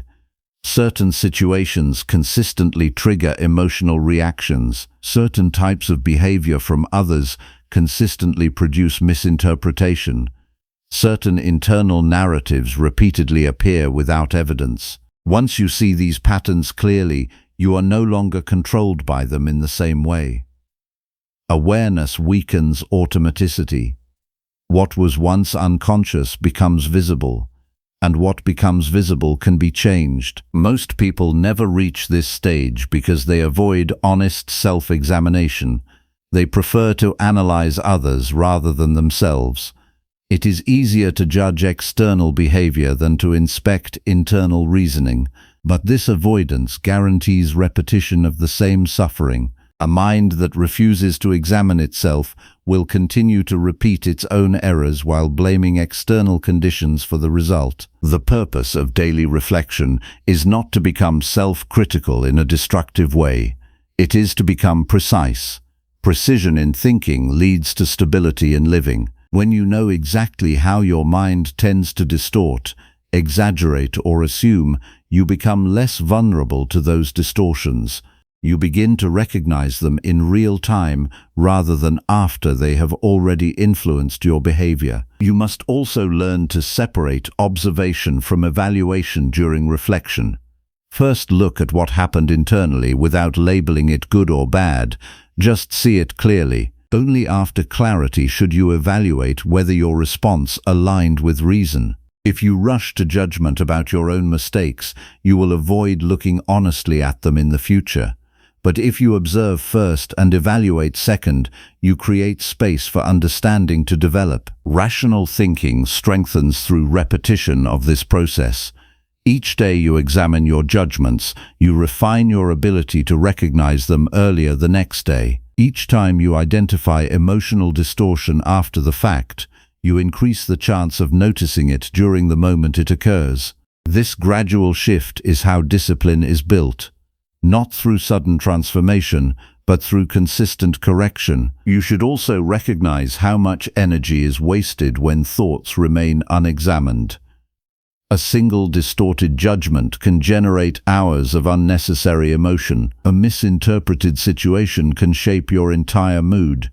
A false conclusion can influence how you treat others. All of this begins in the mind, not in reality. Reflection cuts this process at its source by preventing unchecked thoughts from becoming sustained emotional states. As this practice deepens, you will notice a change in your relationship with your own mind. Instead of being carried by every thought, you begin to observe thoughts as they arise.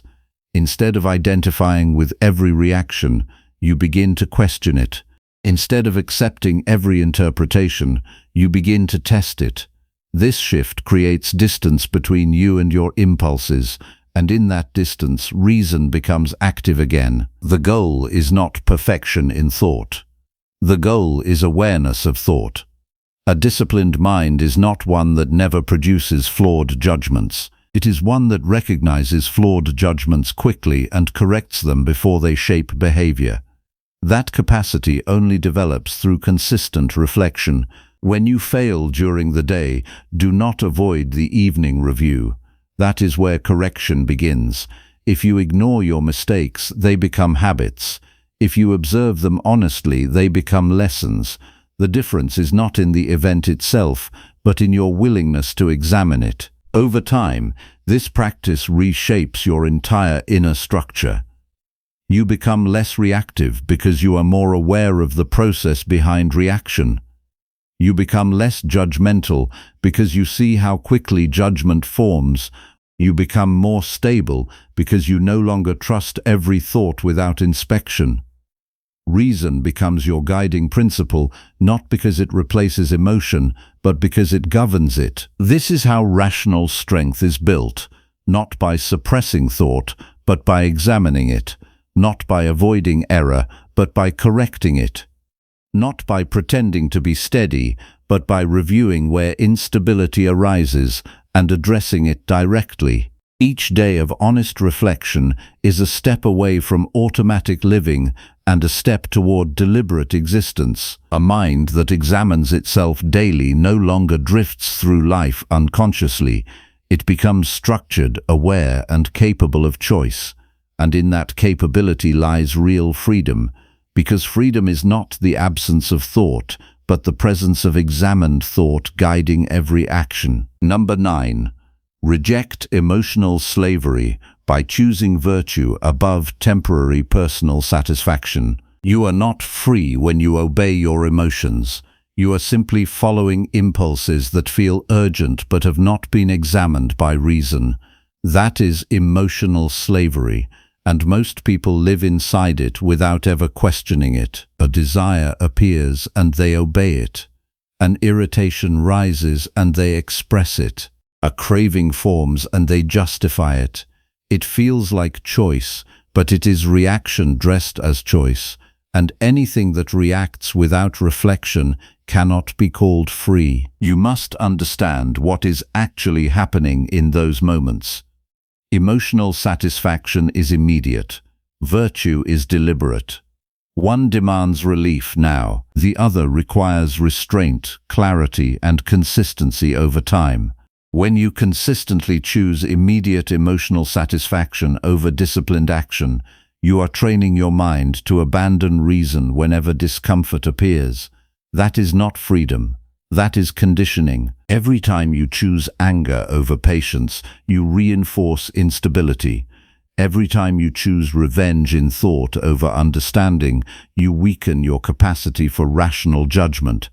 Every time you choose approval over truth, you surrender authority over your own thinking. These choices accumulate quietly. They shape your character without announcing themselves, and one day you find that your reactions control you more than your intentions do. Virtue is not an abstract idea. It is the ability to act according to reason, even when emotion pulls in another direction. That is the dividing line between inner freedom and emotional dependence. The untrained mind believes that feeling strongly is the same as being right, but intensity of feeling has no connection to accuracy of thought. A strong emotion can still lead you away from what is correct, and if you follow it without examination, you are not choosing your path. You are being carried by it. You must begin to observe how often you trade long-term stability for short-term relief. You avoid difficult conversations because discomfort feels immediate. You speak impulsively because silence feels like suppression. You indulge reactive thoughts because restraint feels like loss. But what you call relief is often the beginning of regret. What feels easier in the moment often creates heavier consequences later. The disciplined person understands this pattern clearly. They recognize that emotional satisfaction is not a reliable guide. It is temporary and unstable. It shifts with circumstances and external events. If your decisions are based on it, your life will constantly shift with it. There will be no consistency, no structure, and no inner stability. Only reaction after reaction, each one shaped by whatever emotion is strongest at the time. To reject emotional slavery, you must first stop trusting emotional urgency as a signal of importance. Just because something feels urgent does not mean it is meaningful.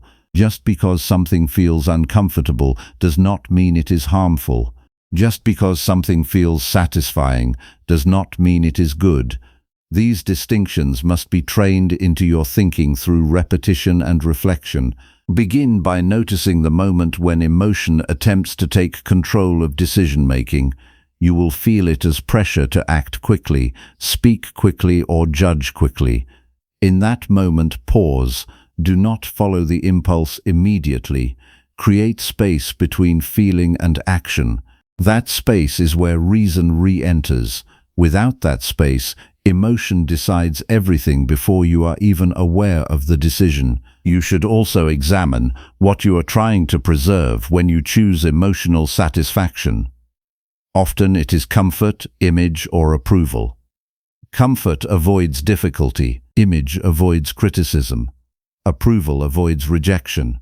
But a life governed by avoidance cannot be aligned with virtue, because virtue often requires facing exactly what discomfort tries to escape. If you consistently avoid discomfort, you will also avoid growth. Virtue requires you to accept temporary internal tension in order to maintain long-term clarity. This means you will sometimes feel the urge to react and choose not to. You will sometimes feel the urge to escape and remain present. You will sometimes feel the urge to complain and instead observe silently. These choices may feel difficult at first because they go against habit, not against reason. You must separate what belongs to you from what does not belong to you. Your emotions arise within you, but they are not commands. They are experiences that require evaluation. External events may trigger them, but they do not define your response. What belongs to you is your judgment about whether to act on them. That is where your freedom exists. Every time you act purely from emotional satisfaction, you are surrendering that freedom. You are allowing external circumstances to determine your internal direction. A comment from someone else becomes your anger. A delay becomes your frustration. A disagreement becomes your hostility. This is not independence. This is dependence on external triggers for internal state. The disciplined life is built on choosing reason over reaction repeatedly until it becomes natural. At first, this choice feels like resistance. You will feel the pull of emotion strongly. But each time you resist impulsive satisfaction in favor of rational action, you weaken that pull. And each time you give in, you strengthen it. This is how emotional slavery is either reinforced or dismantled. Morning preparation is essential for this discipline. Before engaging with the day, remind yourself that you will encounter situations that provoke emotional response. Some will irritate you, some will tempt you, some will challenge your expectations. If you are unprepared, you will respond automatically. If you are prepared, you will pause and choose. Preparation turns reaction into decision. Throughout the day, treat emotional impulses as signals rather than instructions. Anger signals perceived injustice. Desire signals perceived lack. Fear signals perceived threat. But none of these signals guarantee accuracy. They must be examined before acted upon. If you act on them without examination, you are obeying internal signals without verifying their truth. You must also recognize how often emotional satisfaction is tied to distorted thinking. Anger often exaggerates wrongdoing. Desire often exaggerates need. Fear often exaggerates danger. If you accept these exaggerations without scrutiny, you will consistently act in ways that do not align with reality. Virtue requires correcting these distortions before they become behavior. In practical terms, this means asking a simple question before acting on any strong emotion. Is this response guided by reason or by temporary relief? If the answer is relief, you must pause. If the answer is reason, you may proceed. This distinction becomes clearer with practice, but only if you consistently apply it. Evening reflection strengthens this discipline. Review moments where emotional satisfaction influenced your behavior.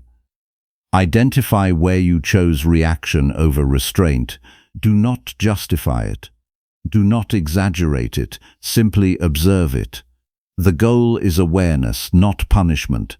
Awareness reveals patterns. Patterns reveal where change is needed. Over time, you will notice a shift in your internal experience.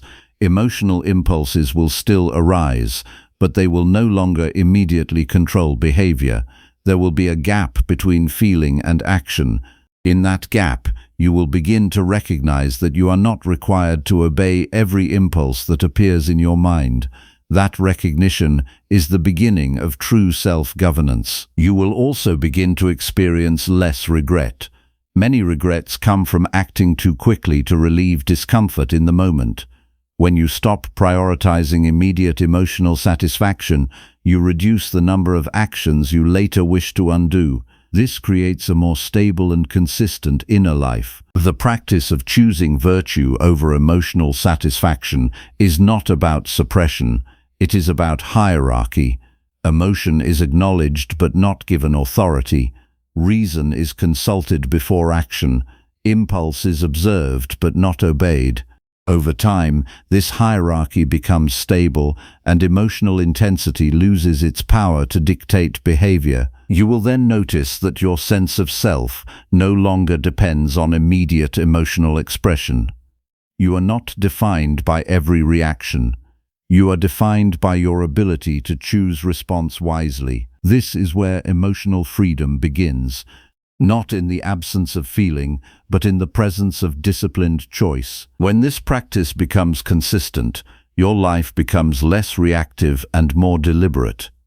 You stop being pulled from moment to moment by whatever feels strongest. Instead, you remain anchored in reason, choosing actions based on what is correct, rather than what is immediately satisfying. That is the end of emotional slavery and the beginning of inner governance rooted in virtue alone. Number 10. Discipline your mind daily until nothing external disturbs your peace. If your peace depends on the world behaving correctly, you will never be at peace. Because the world does not exist to obey your expectations, and it never has. External events will continue to shift without asking for your permission. People will act without understanding you. Circumstances will change without warning. And if your mind is trained to react to all of this, then your inner life will always be unstable. The real problem is not what happens outside you. The real problem is that your mind has not been disciplined to stop converting external events into internal disturbance. A delay becomes frustration. A comment becomes offense. A loss becomes despair.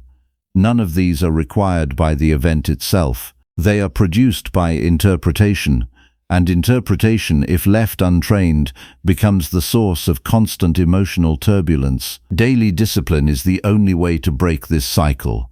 Not occasional reflection, not occasional control, but consistent, deliberate training of the mind until reaction is no longer automatic. Without this, you remain at the mercy of impressions that arrive uninvited and shape your state without resistance.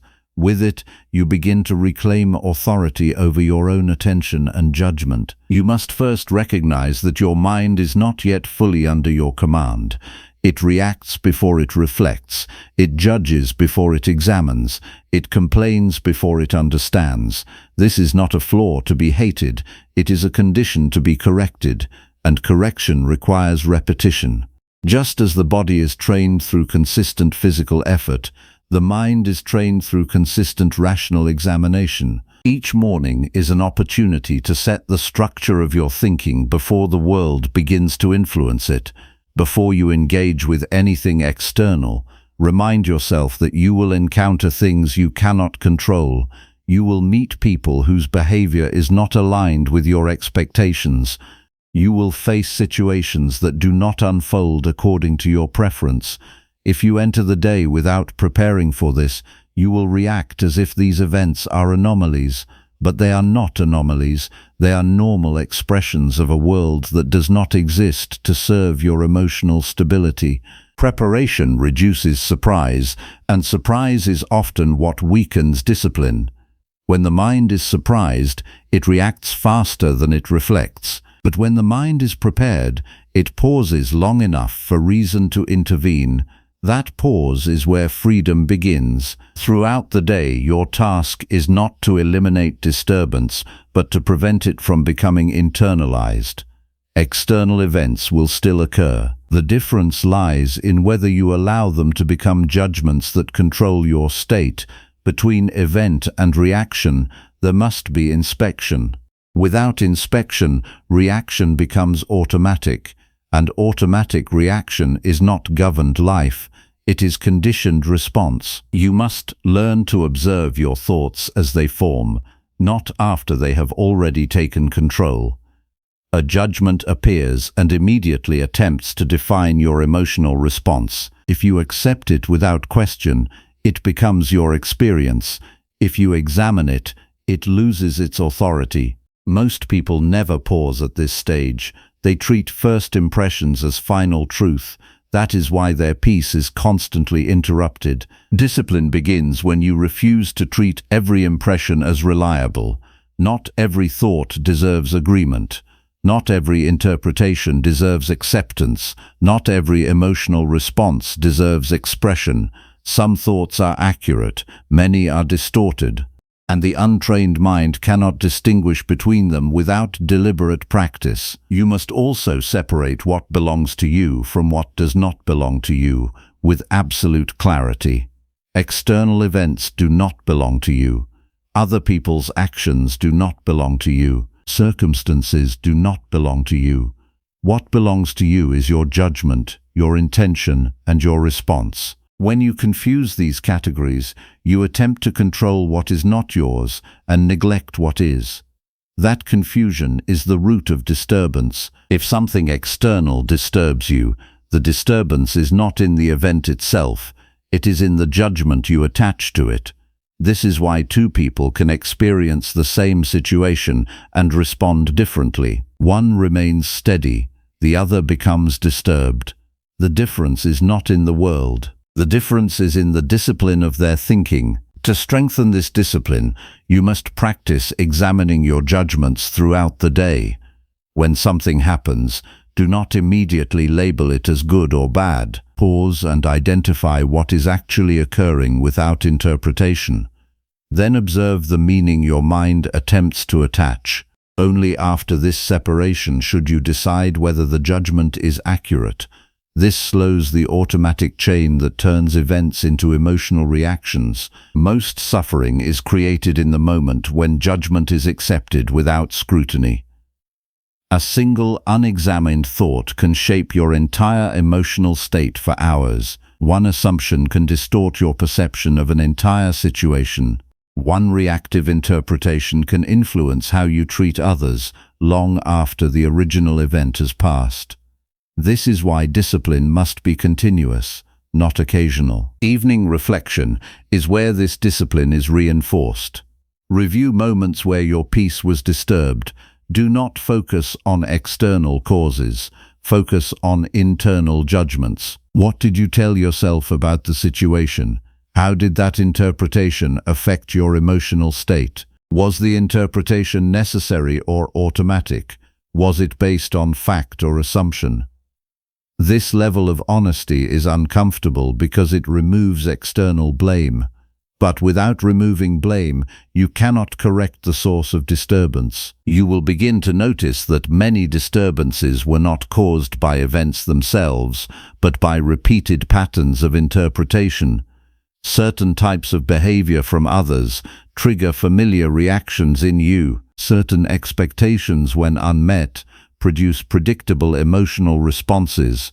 These patterns reveal that your suffering is not random, it is structured, and anything structured can be retrained. As this practice deepens, you will start to experience a gap between external events and internal reaction. In earlier stages, that gap is almost invisible, but with training, it expands.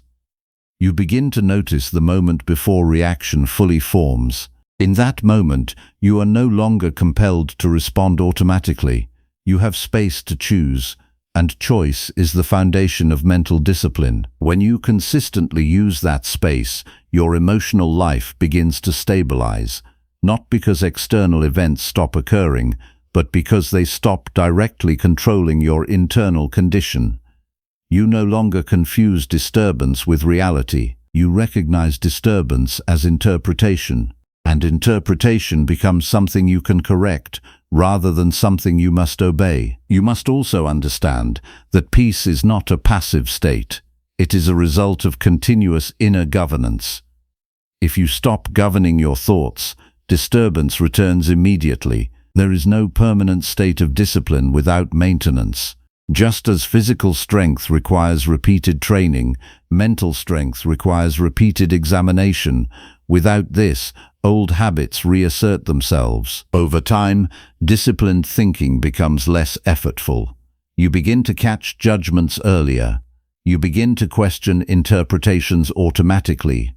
You begin to pause before reacting without forcing yourself to do so. What once required effort becomes structure, and what once felt like resistance becomes identity. At this stage, external events still occur, but they lose their ability to dictate your inner condition. You observe them clearly, without immediate distortion. You respond when necessary, without emotional excess. You remain steady not because life is controlled, but because your judgment is controlled. This is the final aim of daily discipline, not to eliminate disturbance from the world, but to eliminate unnecessary disturbance from within. Not to control events, but to control interpretation. Not to demand external stability, but to cultivate internal governance that does not collapse under external variation. When this discipline becomes consistent, nothing external has the authority to fully disturb your peace anymore. Not because you are indifferent to life, but because you are no longer governed by unexamined reactions. You remain present, aware, and steady, regardless of what unfolds around you. And in that steadiness, you recover what most people never develop, a mind that belongs fully to itself.